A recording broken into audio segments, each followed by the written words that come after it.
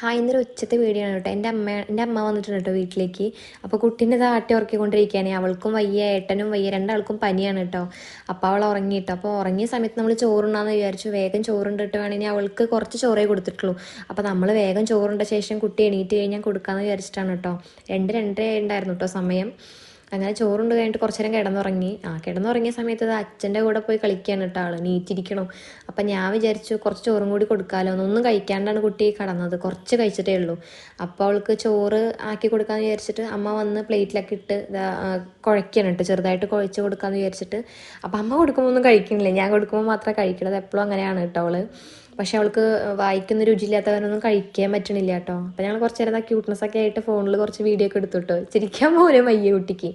അത് കഴിഞ്ഞിട്ട് 2 ദിവസം തുടച്ചിട്ടൊന്നും ഉണ്ടായിരുന്നില്ല. അപ്പം ഞാൻ തുടയ്ക്കായിരുന്നു കേട്ടോ.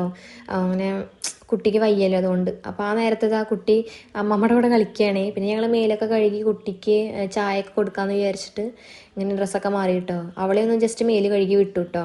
അപ്പോൾ അത് അങ്ങനെ ഇരിക്കുകയാണ്. ഞാൻ ഫോൺ നോക്കിയിരിക്കുന്നു പറയുമ്പോൾ അങ്ങനെ എന്നെ നോക്കിയിരിക്കുകയാണ് കേട്ടോ.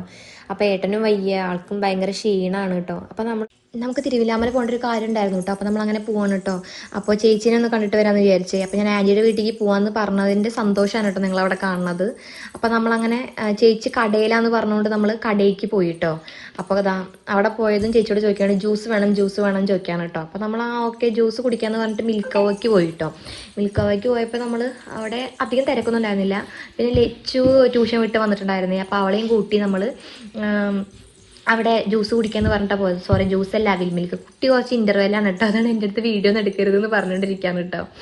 അപ്പോൾ നമ്മൾ എന്തൊക്കെയോ ഓർഡർ ചെയ്തു, അതിൻ്റെ പേരൊന്നും എനിക്കറിയില്ല. പക്ഷെ നല്ല ടേസ്റ്റ് ഉണ്ടായിരുന്നു കേട്ടോ എല്ലാം.